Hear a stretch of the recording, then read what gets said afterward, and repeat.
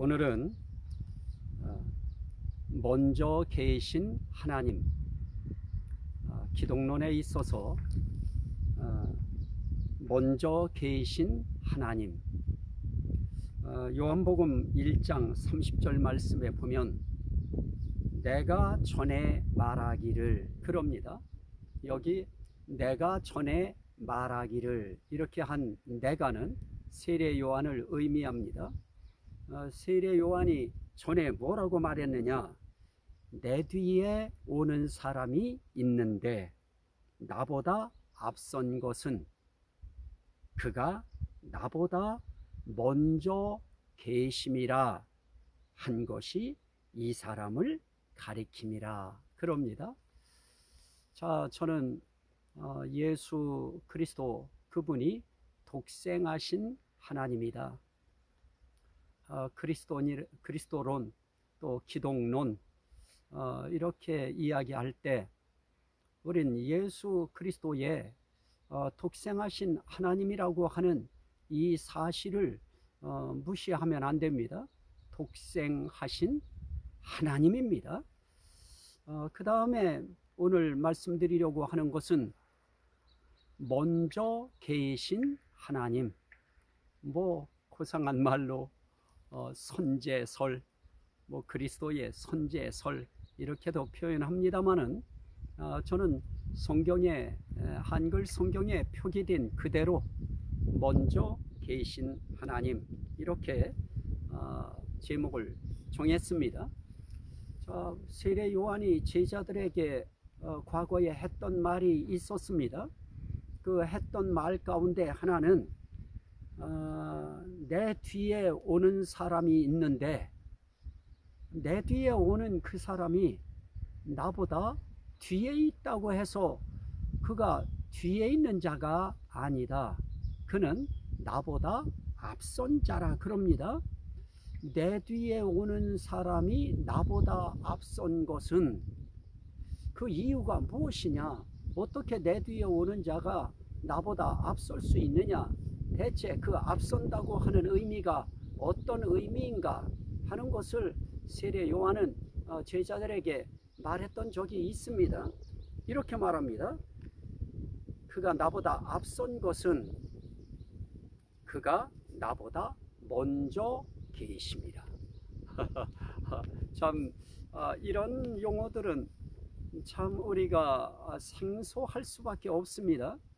먼저 온 자가 뒤에 온 자에게 이야기하는 그 먼저 온 자라는 말은 먼저 태어난 자가 뒤에 태어날 자, 그를 향하여 하는 말이, 태어나긴 내가 먼저 태어났어도 뒤에 그분이 분명히 뒤에 태어난 건 맞는데 그런데도 그분이 나보다 앞섰다.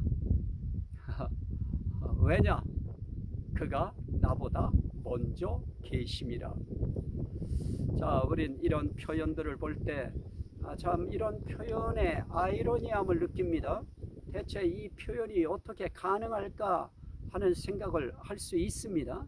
그런데 자, 여기서 세례 요한이 이야기한 것은 어떤 의미에서 어떤 개념을 가지고 한 것인가? 이건 영원사적인 개념을 가져야 이 표현이 가능합니다. 예수 그리스도가 자신보다 분명히 늦게 태어나는데 늦게 태어난 그가 먼저 계셨다. 이 의미는 영원사적인 개념을 가지고 이야기하지 아니하면, 다시 말하면 영원사적으로 표현하지 아니하면 이 의미를 설명할 방법이 없습니다. 영원사적인 눈으로 보면, 영원사적인 개념으로 보면 그분이 나보다 먼저 계셨다. 이건 세례 요한이 충분히 할 수 있는 그런 신앙적인 발언입니다. 또 고백이고 선포인 것입니다. 그래서 저는 세례 요한이 이야기했던 그 말 그대로 그가 나보다 먼저 계심이라. 그래서 먼저 계신 그분이 누구냐? 우리는 그분이 독생하신 하나님이시다. 그 독생하신 하나님이라고 하는 그 하나님의 의미도 우리는 물론 신성적인 측면에서 표기할 수 있는 표현이고요. 또 영혼사적인 의미에서 보면 그는 진정 하나님이셨던 것입니다. 그래서 우리는 그 하나님의 의미를 살리기 위하여 독생하신 하나님이라 이렇게 표현한 것은 참 대단한 신앙적인 표기인 것입니다. 자, 그 다음에 그분이 먼저 계신 분이시다. 자, 이것이 중요한데요. 누가복음 1장 36절 말씀에 보면 보라, 네 친족 엘리사벳도 늙어서 아들을 배었느니라. 본래 임신하지 못한다고 알려지니가 이미 6달이 되었나니. 그럽니다. 천사가 지금 마리아에게 용기를 주고 믿음을 주기 위해서 그 엘리사벳이라고 하는 그 친족에 대한 예를 들어서 말하는 겁니다. 엘리사벳도 본래 아이를 가질 수 없다, 임신할 수 없다, 아주 본래라고 하는 의미까지 썼습니다. 본래 임신하지 못한다고 알려지니가 어떻습니까? 이미 임신한 지 6달이 되었나니. 그 엘리사벳에게 임신되어진 그가 바로 세례 요한인 것입니다. 6달이나 되었다. 그러면 최하 예수 그리스도보다 6달은 빠르신 것입니다. 6달 빨리 태어나는 것입니다.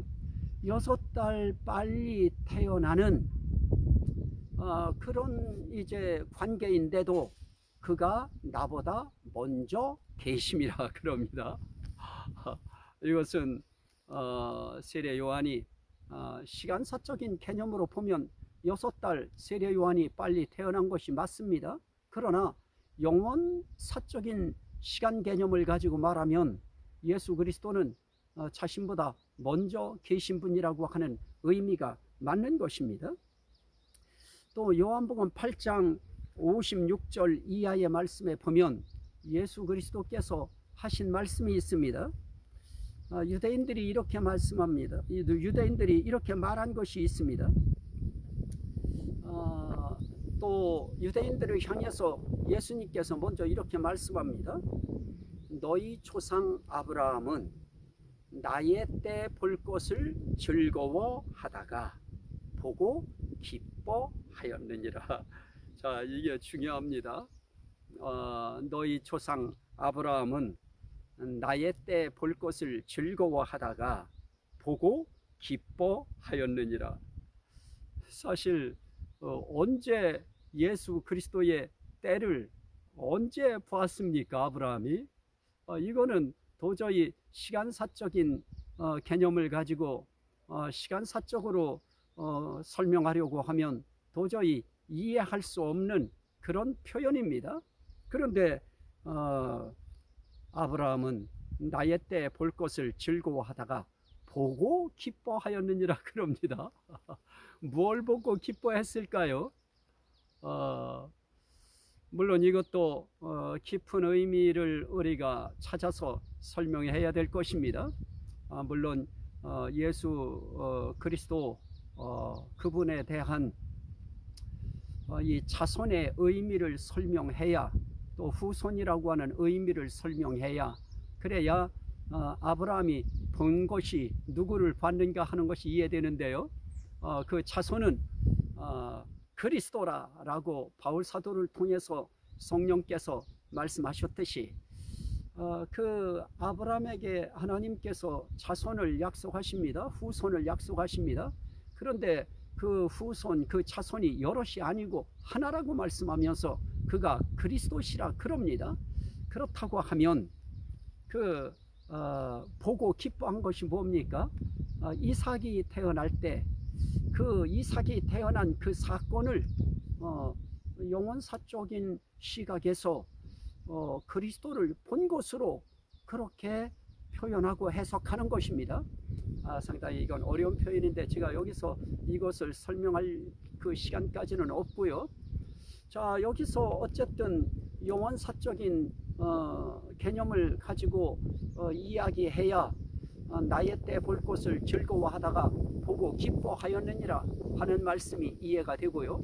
시간사적인 개념을 가지고 보면 아브라함이 어떻게 예수 그리스도의 때를 볼 것을 즐거워하다가 언제 보고 기뻐했습니까? 시간사적인 개념으로는 이건 설명이 안 되는 그런 부분입니다. 하지만 영혼사적인 개념을 가지고 이야기하면, 영혼사적으로 보면 분명히 그리스도의 그 탄생하심을 이삭이라고 하는 그 자손을 통해서 보았습니다. 그리고 기뻐했습니다. 그리고 그 볼 것을 기대하고 희망하면서 그 때에 대해서 그 볼 것을 미리 믿음을 가지고 즐거워한 것입니다. 그리고 본 것입니다. 보고 기뻐한 것입니다. 그랬더니 유대인들이 이렇게 말합니다. 네가 아직 50도 못 되었는데 아브라함을 보았느냐? 이것은 제가 태어나서 제가 그 당시에 있었어도 저도 이런 표현 분명히 할 수 있었을 것입니다. 그런데 예수님이 그때 이렇게 말씀합니다. 진실로 진실로 너희에게 이르노니 아브라함이 나기 전부터 내가 있느니라. 따라합시다. 아브라함이 나기 전부터 내가 있느니라. 믿으시면 아멘 합시다. 아브라함이 나기 전부터 내가 있느니라. 이건 정말 요즘 이 시대에 이런 표현을 쓰면 각양 언론들이, 특별히 참 이런 예수 그리스도에 대한 이것을 반대하는 언론들이 이 예수 그리스도를 미쳤다고 할 것입니다.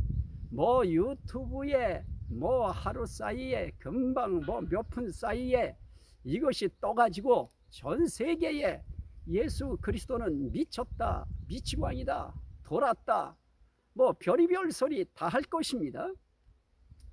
자, 그러나 예수님은 진실했던 것입니다. 그래서 진실로 진실로 너희에게 이르노니 아브라함이 나기 전부터 내가 있느니라. 다시 말씀드리면 아브라함이 나기 전에 벌써 이 예수 그리스도께서 계셨다 하는 것입니다. 예수님께서도 아브라함이 나기 전부터 내가 있었느니라 하는 이 표현은 영혼사적인 시각을 가지고 표현하신 것입니다. 그래서 우리는 아브라함보다 먼저 계신 예수 그리스도, 이걸 우리는 인정해야 예수 그리스도에 대한 독생하신 하나님이 정말 우리 믿음의 조상보다 먼저 계신 그런 분이셨다 하는 것을 이해할 수 있게 되어질 것입니다. 미가 선지자를 통해서 또 성령께서는 이렇게 말씀하셨습니다. 미가서 5장 2절 말씀에 베들레헴 에브라다야 너는 유다 족속 중에 작을지라도 이스라엘을 다스릴 자가 네게서 네게로 나올 것이라. 자, 이스라엘을 다스릴 자가 네게로 나올 것이라고 하면서 베들레헴 에브라다야 라고 이야기할 때에 그 이스라엘을 다스릴 자가 나온다고 하는 그런 표현이 무엇이겠습니까? 이렇게 말합니다. 그 이스라엘을 다스릴 자, 그가 어떤 자인가? 그의 근본은 상고의 영원에 있느니라 그럽니다. 자, 우리가 이런 참 산천초목을 이렇게 바라보면서 저도 오늘 이런 말씀을 증거하면서 참 하나님께서 이 모든 천지 만물을 창조하실 때에 예수 그리스도로 말미암아 창조하게 하셨다고 하는 것을 우리는 알고 있습니다. 그래서 독생하신 하나님, 먼저 계신 하나님, 이분이 이 천지 만물을 분명히 창조하신 것입니다. 그래서 그분의 근본은 어떤 것이냐? 그분의 근본은 BC 4년 그것이 아닌 것입니다. 그분의 근본은 영원인 것이고요. 그분의 근본은 상고인 것입니다. 오래된 것의 최고 위, 그게 상고인데요. 가장 오래된 그 꼭대기, 가장 오래된 그 상고, 그게 결국 예수 그리스도의 근본이고요. 영원이라고 하는 것은 시간 세계를 살아가는 사람들이 상상할 수 없는 시간 속에 저 먼 시간, 그건 계산할 수도 없고요, 측량할 수도 없는 하나님이 계시는 그 세계의 그 시간, 그것은 영원인 것입니다. 그래서 예수 그리스도는 그 근본이 상고, 그러면서 근본이 영원이다. 그러면 결국 상고 쪽에 영원 전부터 그분은 계셨다 하는 것입니다. 우리는 이스라엘의 그 육신적으로 요셉과 마리아 사이에서 태어난 그런 육신의 혈통을 가진 그런 예수, 그렇게만 우리는 이해하면 예수 그리스도에 대해서 우리는 아주 조금 아는 것입니다. 정말 깊이 아는 것은 예수 그리스도는 이 세상 그 어떤 존재보다 먼저 계셨다. 이것을 우리가 믿고 이해하고 이것을 아는 것, 이것이 예수 그리스도의 정말 깊은 것을 알고 본질을 아는 것입니다. 이것을 안다고 하는 것은 아주 중요합니다. 그분이 세상을 다스리십니다. 그분이 저와 여러분들을 다스리십니다. 근본이 언제라고요? 상고, 영원, 그런 분이 우리를 다스릴 수 있는 것입니다. 이 땅에서 지도자들이 나올 때, 대통령이 나올 때, 후보자가 나올 때, 또 장관들이 선정되었을 때 사람들이 어떻습니까? 대통령으로 선정되기 전부터 물론 찬성하는 쪽과 반대하는 쪽이 있습니다만은, 반대하는 쪽에서는 그게 대통령감이냐, 그게 장관감이냐, 뭐 말도 할 수 없습니다. 그게 비서실장감이냐, 감이 안 된다, 감이 안 된다고 말하는 그들은 대체 어떤 자들입니까? 그들은 같은 세대에 태어났기 때문에 내가 너보다 잘났다 하는 것입니다. 내가 너보다 훌륭하다, 내가 너보다 똑똑하다, 네가 할 바에는 차라리 내가 대통령 하는 것이 낫고 내가 장관하는 것이 낫다, 이런 생각을 가진 훌륭하신 분들이 그렇게 반대 표명을 할 것입니다. 하지만 우리를 다스리실 분은 우리와 같은 세대에 계신 분이 아니신 것입니다. 그분은 영원, 또 그분은 상고 쪽부터 계신 분이신 것입니다. 그런 분만이 제대로 우리를 다스릴 수 있는 그런 자격이 있으실 것입니다. 또 계시록 22장 13절 말씀에 보면 예수 그리스도께서 하신 말씀 가운데 나는 알파와 오메가요, 처음과 마지막이요, 시작과 마침이라 그럽니다. 나는 알파와 오메가다. 다시 말씀드리면 나는 처음이고 마지막이다, 그리고 시작이고 마침이다, 이렇게 말씀합니다. 이 세상 그 어떤 누구도 내가 시작이다, 내가 처음이다, 이렇게 이야기할 사람은 없습니다. 만약 그렇게 이야기한다고 하면 정말 정신병자일 것입니다. 그건 뭐 이미 딴 세상을 머리로 살아가고 있는 사람일 것입니다. 자, 예수 그리스도는 절대로 거짓말하시지 않습니다. 뻥치시지 않습니다. 그분은 거짓으로 누구를 미혹하시지 않습니다. 진실을 말씀하시는 분이십니다. 그분이 나는 처음이다, 나는 시작이다 그럽니다. 그분이 먼저 계신 하나님이신 것입니다.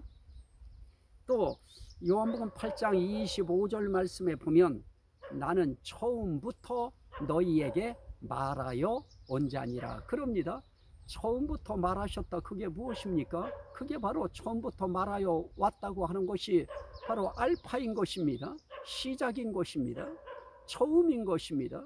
그분이 상고의 영원부터 처음부터 말하여 오신 분이라는 것입니다.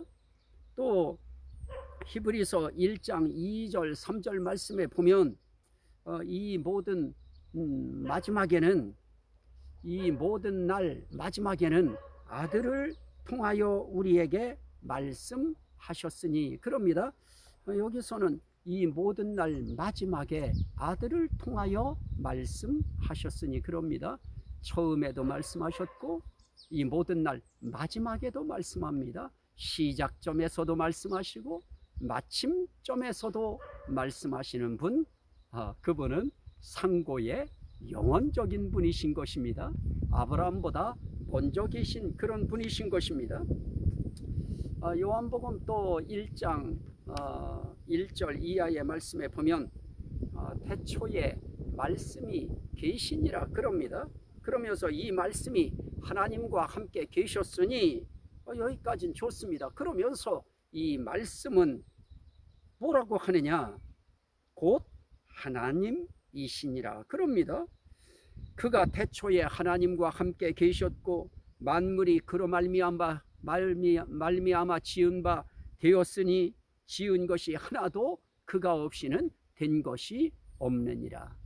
그래서 우리는 이 삼위일체 하나님이라고 하는 이 사상을 이야기하지 아니할 수 없는 것입니다. 이미 하나님과 함께 계셨던 그분이 하나님이시라고 하는 겁니다. 이것을 어떻게 하겠습니까?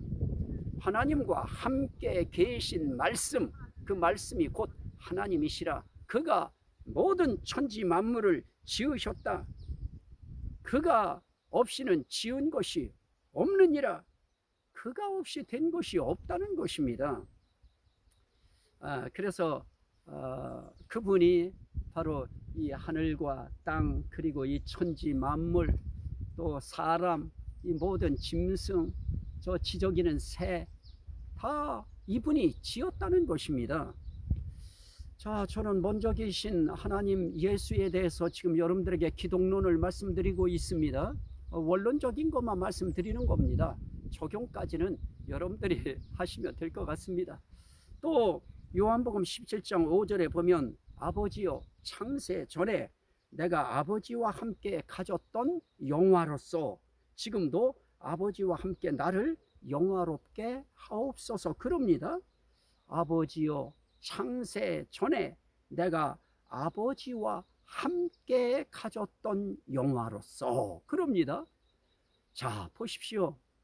창세 전에 말씀으로 계신 하나님 그분이 창세 전에 아버지와 함께 무엇을 가져요? 영화를 가졌습니다. 영광을 가지셨습니다. 아버지 하나님과 함께 영광을 창세전에 가지셨던 예수, 그분은 정말 아브라함보다 먼저 계신 분 맞습니다. 세례 요한보다 먼저 계신 분 맞습니다. 그분은 상고의 영원적 창세전에 계셨던 분이십니다. 자, 이것은 시간사적인 개념으로는 표현 안 됩니다. 영혼사적인 개념을 가지고 표현할 수 있는 내용이기 때문에 그래서 성경을 해석할 때 특별히 요한복음을 해석할 때에는 우리가 시간사적인 개념과 영혼사적인 개념을 우리가 이해해야 되고요.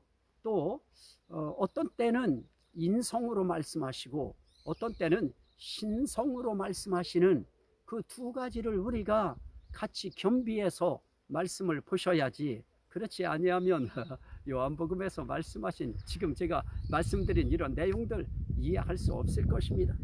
자, 또 하나 봅니다. 마태복음 12장 36절 이하에 보면 다윗이 성령의 감동되어 친히 말하되 주께서 내 주께 이르시되, 그렇게 말하는 내용이 나타납니다. 그러면서 예수님이 말씀합니다.